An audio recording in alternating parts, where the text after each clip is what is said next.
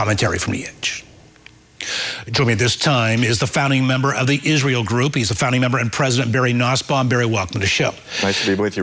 Barry, recently President Obama said that Benjamin Netanyahu represents his country's best interest the best way he knows how to, while President Obama represents America's best interest the best way he knows how to.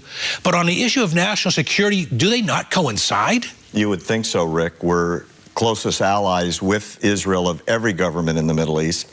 They're the only government that consistently has our back, and yet we're treating them as an enemy while we're making great friendship strides with Iran right now in Geneva. All right. Now, one thing I want to get to. So the answer is you would expect our national interest to coincide. Absolutely. No question. All right. Now, you have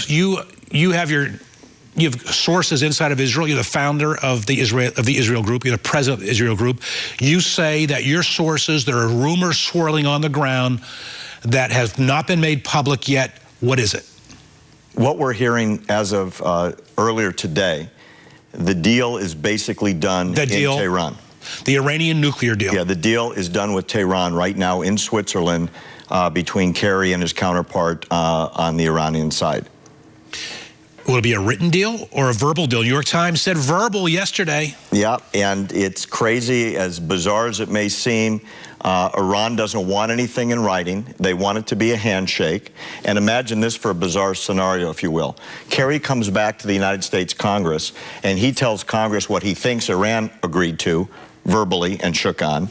The supreme leader hears his side of the story and presents it to the Iranian people. They could be two wildly divergent deals. Of course. Nothing is being written down and being signed on. All right. Bottom line. Your sources in the Middle East tell you that a deal has been reached in Switzerland between the U.S. and the Iranians on a nuclear deal, and that it may be announced as early as Sunday, and that we're not sure if it's even going to be in writing. Yeah, and nobody knows what the final verbal agreements are going to be, Rick, but I can tell you that everything that was promised as short ago as a year has been walked back on. There were going to be no centrifuges. Now there's probably 4,000 or 5,000. There was going to be no enrichment. Now there's significant enrichment. There was going to be wide open inspections before the sanctions were going to be lifted. Iran insisted, and apparently we have agreed, that the sanctions will come off before full inspections of all the sites. And on that subject, Rick, the IAEA just yesterday said that the existing UN regulations on inspections, Iran is in breach of 11 of the 12 different clauses on inspection. So right now they're in compliance with 1 out of 12, and the thought of another couple dozen of inspection requirements is ridiculous. It's a joke. Listen, what's happened here, if what you're saying turns out to be accurate. I hope it's not, but that's what I'm hearing. And you place faith and credibility in these sources. Yes, sir.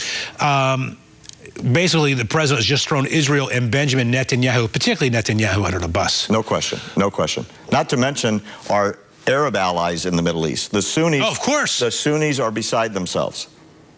Listen, we've seen Jordan, Saudi Arabia, and Egypt want to ally with Israel against Iran on this.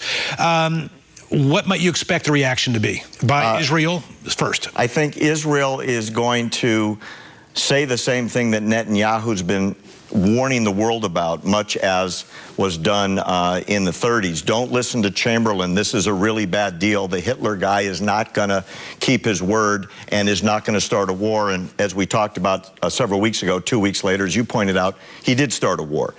Iran has been promising from the very beginning death to America, death to Israel. As recently as 3 days ago in Tehran, there were 100,000 people chanting death to Israel and death to America. That's the company that we're meeting with and making a deal with possibly today. Meanwhile, on a different note, but related, you say that not only did Barack Obama conspire, if you will, to get Benjamin Netanyahu defeated in Israeli elections, he's now doubling down, being President Obama. Absolutely. How is he doubling down? A number of things. If you kept up with the upset out of Israel, as I'm sure you're aware, Netanyahu didn't get a congratulatory call from the president for quite some time. All right, so that's sophomorish. Right. When he did get the call, it wasn't, hey, great job, happy to have you back. It was a lecture on how policy is going to be conducted by the United States going forward. In other words, we expect a left-wing coalition government. That didn't happen. The government was announced yesterday, and it's a middle to right-wing government. Netanyahu is now back in power for another 4 years. So President Obama told Netanyahu this is what we expect. Apparently so, yes, and it didn't happen. Number two, he sent his chief of staff this week to speak before J Street. President Obama did. Yes, he did. And the speech was about ending the occupation in the West Bank, using the exact words that Hamas uses about Israel. Now, here's what I don't understand. Everyone's pushing for this two-state solution, everyone on the left.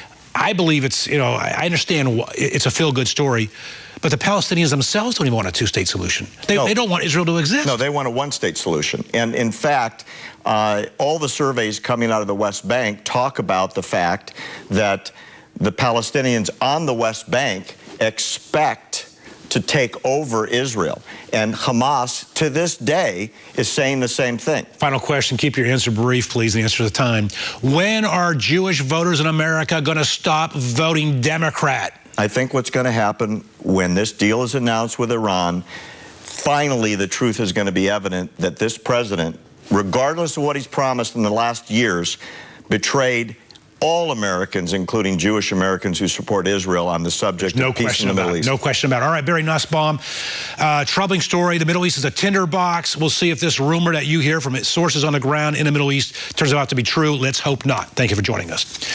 The administration needs to stop worrying about President Obama.